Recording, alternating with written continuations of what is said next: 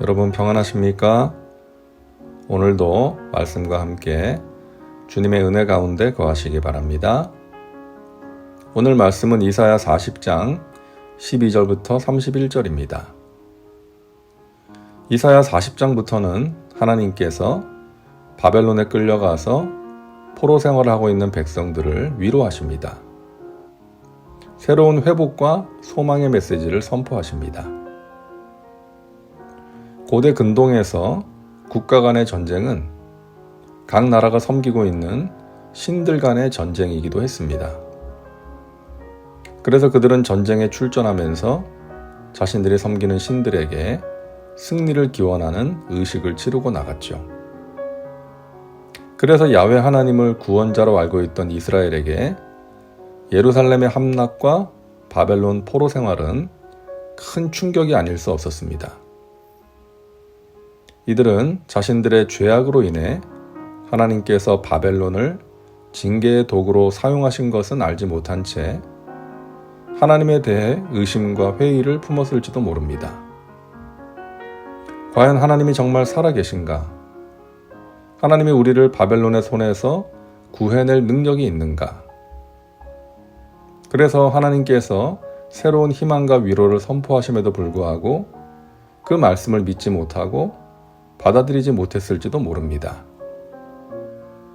그래서 오늘 본문 27절을 보면 야곱아 어찌하여 내가 말하며 이스라엘아 내가 이르기를 내 길은 야훼께 숨겨졌으며 내 송사는 내 하나님에게서 벗어난다 하느냐. 여기서 야곱은 유다 백성들이죠. 그들이 말하는 거예요. 내 길은 야훼께 숨겨졌으며 내 송사는 하나님에게서 벗어난다. 다시 말해서 야훼 하나님은 우리 사정을 모르고 우리가 가야 할 길도 모르며 우리의 정당한 권리를 지켜주지 않을 뿐 아니라 관심도 없다 라고 말하는 것입니다. 여전히 바벨론의 포로로 공고한 삶을 살아가고 있었기 때문이었죠.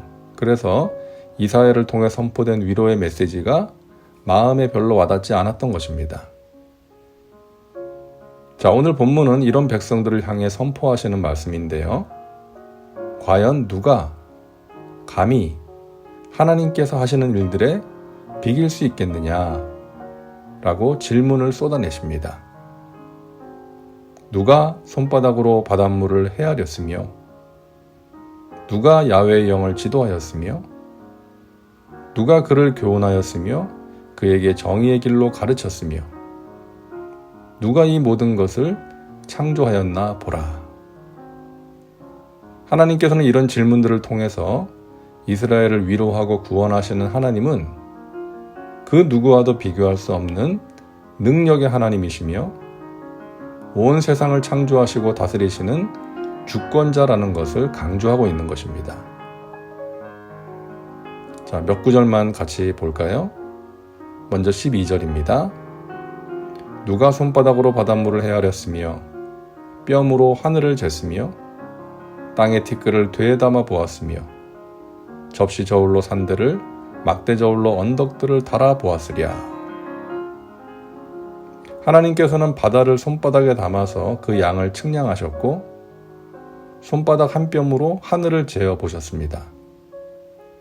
또 땅의 흙을 하나님이 사용하시는 되에 담아 보셨고 그의 접시 저울로 산들을 막대 저울로 언덕들을 달아 보셨습니다. 하나님께서 엄청난 능력을 가지신 광대하신 분이라는 것을 비유적으로 말씀하는 것이죠. 13절과 14절입니다. 누가 야훼의 영을 지도하였으며 그의 모사가 되어 그를 가르쳤으랴. 그가 누구와 더불어 의논하셨으며 누가 그를 교훈하였으며 그에게 정의의 길로 가르쳤으며 지식을 가르쳤으며 통달의 도를 보여주었느냐. 누가 감히 하나님을 지도하고 가르치고 교훈하겠느냐. 그리고 하나님께서 누구와 더불어 의논하시겠느냐. 그러니까 이 말씀은 하나님은 지혜와 지식에 있어서 주변의 도움과 자문이 필요 없는 분이라는 말씀입니다. 당시 왕들은 국가를 경영할 때 자문 그룹을 두어서 위기와 결단의 순간마다 도움을 얻었는데 하나님께는 그런 것들이 필요 없다는 것이죠. 하나님은 완전한 지혜와 지식을 가진 분이시기 때문입니다. 그런즉 너희가 하나님을 누구와 같다 하겠으며 무슨 형상을 그에게 비기겠느냐. 거룩하신 이가 이르시되 그런즉 너희가 나를 누구에게 비교하여 나를 그와 동등하게 하겠느냐 하시니라. 하나님은 이 세상의 그 무엇과 비교할 수 없는 전적으로 다른 차원의 분이심을 강조하는 것이죠. 질적으로 전혀 다른 분이라는 것입니다.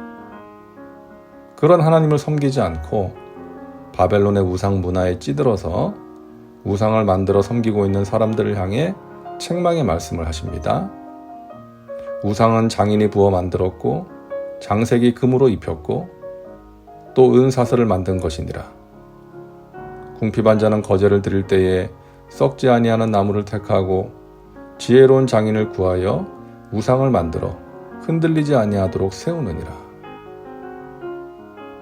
하나님의 징계를 통해 바벨론에 끌려와 살고 있음에도 깨닫지 못하고 돌이키지 않고 하나님의 위로와 구원 역사를 거부하고 여전히 바벨론의 문화에 빠져 살고 있는 사람들에게 주시는 말씀입니다. 그들은 우상을 만들어 섬겼습니다.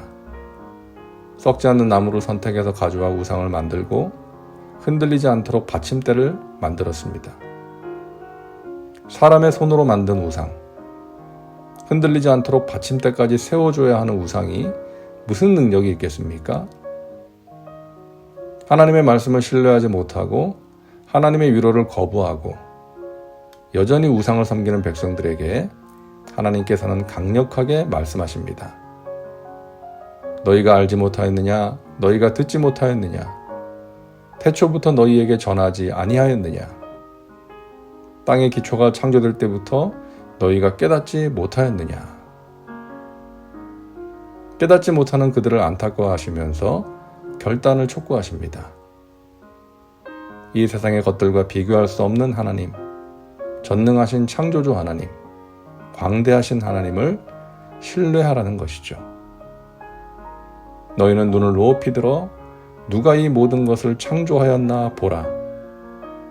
주께서는 수요대로 만상을 이끌어내시고 그들의 모든 이름을 부르시나니 그의 권세가 크고 그의 능력이 강함으로 하나도 빠짐이 없느니라.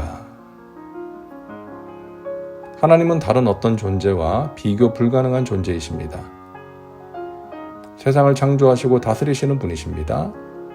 그분을 의심하고 믿지 못하는 백성들을 책망하시며 말씀하시는 것이 오늘 본문 말씀입니다. 하지만 하나님께서는 그들을 모른 채 하시거나 버리지 않으십니다. 계속해서 말씀을 통해 깨닫게 하시고 돌이키게 하시고 하나님을 신뢰하게 하십니다. 자, 오늘 본문 마지막 절 말씀은 우리가 많이 사랑하고 또 위로가 되는 말씀이죠. 오직 야훼를 앙망하는 자는 새 힘을 얻으리니 독수리가 날개치며 올라온 같을 것이요 다른 박질하여도 곤비하지 아니하겠고 걸어가도 피곤하지 아니하리로다. 장정이라도 피곤하여 넘어질 때가 있지만 야훼를 앙망하는 자는 새 힘을 얻을 것이라 말씀하십니다. 여기서 앙망이란 소망이 이루어지기를 간절히 바라는 것입니다.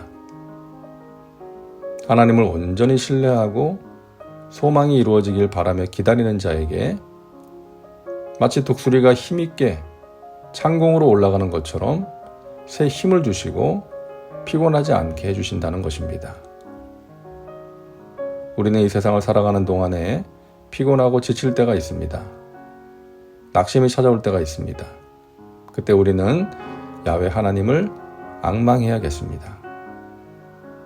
그러면 우리를 피곤치 않도록 붙들어 주시고 하나님의 때에 하나님의 방법으로 우리가 소망하는 것을 이루어 주실 것입니다. 기도합니다. 사랑과 은혜가 풍성하신 하나님, 오늘도 말씀과 함께 살게 하시니 감사합니다. 고통의 문제 속에서 하나님을 온전히 신뢰하지 못하고 여전히 불안과 두려움 속에 살아갈 때가 있음을 고백합니다. 오늘 주신 말씀처럼 하나님은 살아계셔서 이 땅을 다스리고 계심을 믿게 하여 주옵소서. 이 세상의 그 무엇과 비교할 수 없는 광대하시고 전능하신 하나님을 굳건히 붙들 수 있는 믿음을 주시옵소서. 야훼 하나님을 앙망함으로 독수리가 날개치며 올라간 같은 새 힘을 얻게 하여 주옵소서. 예수님의 이름으로 기도하옵나이다. 아멘. 오늘도 말씀과 함께 은혜 가운데 거하시기 바랍니다. 여러분 사랑하고 축복합니다.